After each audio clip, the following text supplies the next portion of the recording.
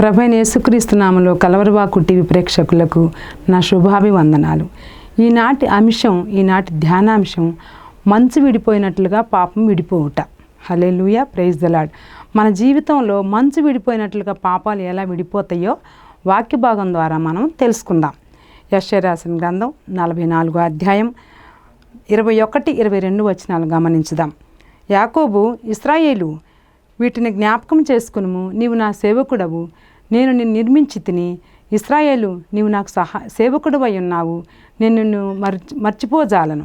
మంచు విడిపోనట్లుగా నేను నీ అతిక్రమములను, మబ్బు తొలగిపోనట్లుగా నీ పాపములను తుడిచివేసి ఉన్నాను. నేను నిన్ను విమోచించి ఉన్నాను, నా యొద్దకు మల్లుకొనుము. యెషయా ప్రవక్తతోటి మాట్లాడుతూ ఉన్నాడు ఇశ్రాయేలు గురించి. ఏమని?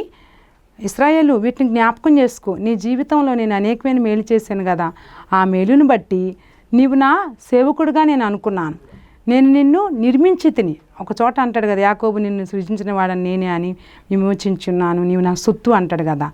అట్లనే ఇశ్రాయేలు, నీవు నా సేవకుడివై ఉన్నావు, నువ్వు నాకు మామూలుగా కాదయ్యా, నేను నిన్ను ఏర్పాటు చేసుకున్నాను, నువ్వు నా సేవకుడిగా ఉన్నావు, నేను ఎట్లా మర్చిపోతాను? మన జీవితంలో మనం అనుకుంటాం, దేవుడు నన్ను మర్చిపోయాడేమో, అసలు దేవుడు నన్ను గుర్తు చేసుకుంటున్నాడో లేదో, ఒకవేళ గుర్తు చేసుకుంటే నా పరిస్థితులు ఎందుకు ఉంటుంది అనుకుంటున్నాం కదా. కాబట్టి ఈ వాక్యం ద్వారా చూడండి, ఇక్కడ మంచు విడిపోనట్లుగా నేను నీ అతిక్రమంలో. మంచు చూసారా? ఫర్ ఎగ్జాంపుల్ తీసుకోండి, మంచు ఉదయకాలంలో మన వింటర్ సీజన్లో గమనించారా?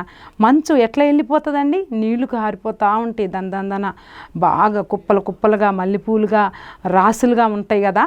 మళ్ళీ మంచు కొంచెం ఎండ రాగానే మంచు అన్నీ ఇట్లా విడివిడిగా ఇట్లా బోల్బోల్ అయిపోతాయి కదా. అట్లనే మన జీవితంలో కూడా దేవుడు అనుకుంటే, మన జీవితాన్ని దేవునికి సమర్పించుకుంటే మంచు విడిపోయినట్లుగా మన పాపాలను విడిపోతాయి అంటున్నాం. ఈరోజు అంశమే అది. మబ్బు తొలగిపోయినట్లుగా నీ పాపములు తుడిచివేసి ఉన్నాను. నువ్వెందుకు బాధపడుతున్నావు? నేను ఈ తప్పు చేసినా, నేను ఆ తప్పు చేసినా, నేను ఈ అబద్ధం ఆడా, నేను ఆ అబద్ధం ఆడా అని బాధపడుతూ ఉంటాం కదా. మనం బాధపడుతూ ఉంటాం. కానీ దేవునికి సమర్పించుకుంటే అవన్నీ ఎలా అయిపోతాయి అంటమ్మా?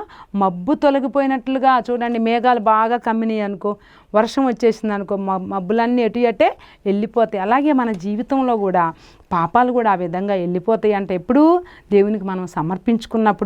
నేను నిన్ను విమోచించి ఉన్నాను, ఎందుకు నువ్వు బాధపడుతున్నావు? ఇశ్రాయేలు, యాకోబు, నువ్వు బాధపడకు. యాకోబుని పిలిచిన దేవుడు నన్ను కూడా పిలుస్తున్నాడు. అమ్మా సూజనమ్మ, నువ్వు బాధపడకు. అయ్యా మోషే అయ్యా, నువ్వు బాధపడకు.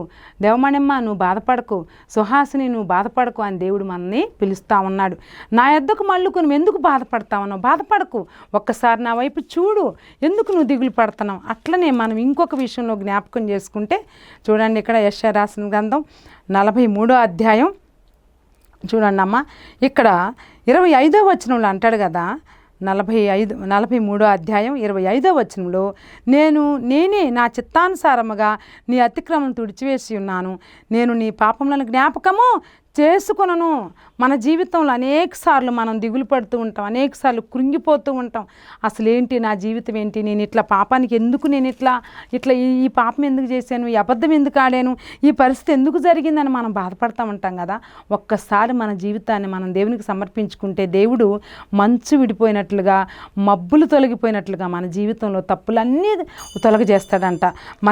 చూడండి, ఇక్కడ ఏమంటున్నాడు? నేను నీ చిత్తానుసారం అతిక్రమాలు మొత్తం, నీ క్రమము లేని జీవితాన్ని నేను మొత్తం తీసేస్తున్నాను అంటున్నాడు. హల్లెలూయా, ప్రైజ్ ద లార్డ్. నేను ఎప్పుడు కూడా నీ పాపాలను నేను జ్ఞాపకము చేసుకున్నాను. ఒక్కసారి రక్షణ పొందుకున్నామంటే, ఒక్కసారి దేవుని తెలుసుకున్నామంటే, ఒక్కసారి దేవుని వైపు కనులెత్తానంటే, అప్పుడు దేవుడు ఏం చేస్తాడు? పాపాలన్నీ తీసేస్తాడనమాట. మనం అనేక సార్లు మన జీవితంలో జారిపోతూ ఉంటాం, దిగులు పడుతూ ఉంటాం. ఈ సమస్యలు కాక, ఈ ఆర్థిక సమస్యలు, ఈ కుటుంబ సమస్యలు కాక, మన పాపాల గురించి మరొక ఆలోచన మనకు ఉంటుంది. ఎప్పుడు కూడా మనం చనిపోతే ఏమైపోతాం, మనం ఎటు చేరుకుంటాం, ఇవన్నీ మనకు దిగుళ్ళే సమస్యలే. కాబట్టి మళ్ళీ ఇంకొక గ్రంథంలో చూసుకుందాం, ఇర్మియా రాసిన గ్రంథంలో చూడండి, ఇక్కడ 31వ అధ్యాయంలో 44వ వచనం గమనిస్తే, నేను వారికి దేవుణ్ణయుందును, వారు నాకు జనులగుదురు. మరి వారు ఎన్నడూ యెహోవాను గూర్చి బోధనందుమని తమ పొరుగు వారికిని తమ సహోదరులకు గాని ఉపదేశించారు. నేను వారి దోషములను క్షమించి వారి పాపములను ఇంకెన్నడూ జ్ఞాపకం చేసుకున్నాను కనుక అల్పులేమి గనులేమి అందరూ నన్ను ఎరుగుదురు అని యెహోవా వాక్కు జీవితంలో ఎప్పుడు కూడా గుర్తు చేసుకొని నేను ఎప్పుడు కూడా ఆయన అంటున్నాడు మన జీవితంలో ఒక్కసారి మనం దేవుని యొక్క మరి చేతుల్లోకి వచ్చేసామనుకో దేవుడు మన పాపాలను గుర్తు చేసుకోడు, మన దోషాలను గుర్తు చేసుకోడు, మన అపరాధాలను గుర్తు చేసుకోడు, అసలు మన వెనకటి జీవితాన్ని గురించి గుర్తే చేయడు దేవుడు. మళ్ళా పసి పాపలను ఏ విధంగా మనం పుట్టామో ఆ విధంగానే దేవుడు మనల్ని తీర్చిదిద్దుతాడు, ఆ విధంగానే దేవుడు మనల్ని ప్రేమిస్తాడు, ఆ విధంగానే మనల్ని క్షమిస్తాడు. అట్టి ఆశీర్వాదం మనం పొందుకోవాలంటే దేవునికి దగ్గరగా ఉండాలి. మన జీవితంలో అనేకమైన విషయాలు నేర్చుకోవడానికి ప్రయత్నం చేస్తాం, కానీ దేవుని విషయాలు జ్ఞాపకం చేసుకోవటం కానీ, దేవునికి దగ్గరగా బ్రతకాలనుకోవడం కానీ, దేవునితో ఉండాలని కానీ మాత్రం అనుకోం. ఎప్పుడైతే మనం ఒకవేళ దేవుడిలాగా మనం దేవుడు ఏ విధంగా మనల్ని ప్రేమిస్తున్నాడో, దేవుడు ఏ విధంగా మనల్ని మన లాలనా పాలన చూడాలని ఇష్టపడుతున్నాడో, ఎప్పుడైతే మన జీవితాన్ని కమిట్మెంట్ అవుతామో అప్పుడు దేవుడట మన దోషాలని క్షమిస్తాడట. ఎప్పుడు కూడా ఆయన మన దోషాలను కానీ మన పాపాలను కానీ జ్ఞాపకం చేసుకుందంట.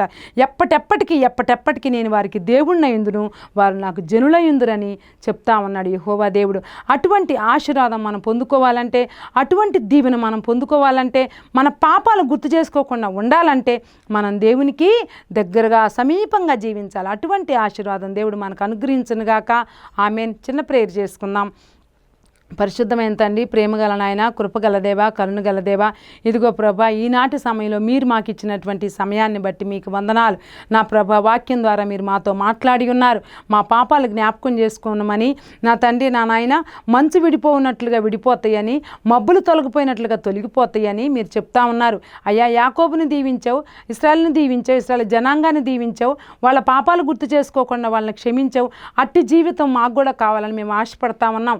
అయ్యా, యెషయాతో మాట్లాడి ఉన్నారు, ఇర్మియాతో మాట్లాడి ఉన్నారు ప్రభు. అంత ప్రవక్తలతో మాట్లాడినటువంటి మాటలు మా జీవితంలో కూడా మేము అన్వయించుకోవడానికి సహాయం చేయండి. మేమెంత భక్తులం కాకపోయినప్పటికి కూడా ప్రభు, నా తండ్రి మీరిచ్చిన ఆశీర్వాదం పోగొట్టుకోకుండా, నా తండ్రి మా పాపాలు మళ్ళీ మేము జ్ఞాపకం చేసుకోనకుండా మీరు జ్ఞాపకం చేసుకోరని చెప్తా ఉన్నారు ప్రభు. ఎంత గొప్ప దేవుడు నాయన, ఎంత విశాలమైన హృదయం దేవుడా. అయ్యా, మీరు ఎంతగా మమ్మల్ని ప్రేమిస్తున్నారంటే నా తండ్రి, మా పాపాలను కూడా మీరు అంతగా ప్రేమిస్తున్నారు. అందుని బట్టి నీకు స్తోత్రాలు చెల్లించుకుంటూ ఈనాటి ఆశీర్వాదాలు మాకు దయచేయమని, మంచు విడిపోనట్లుగా విడిపోగొట్టేటువంటి పాపాలన్నిటిని బట్టి మీకు మేము అందరూ రుణపడి ప్రార్థిస్తూ స్తుతిస్తూ మీకు విజ్ఞాపన చేస్తూ యేసుక్రీస్తు అతి పరిశుద్ధ నామమును బట్టి వేడుకుంటున్నాం తండ్రి. ఆమేన్.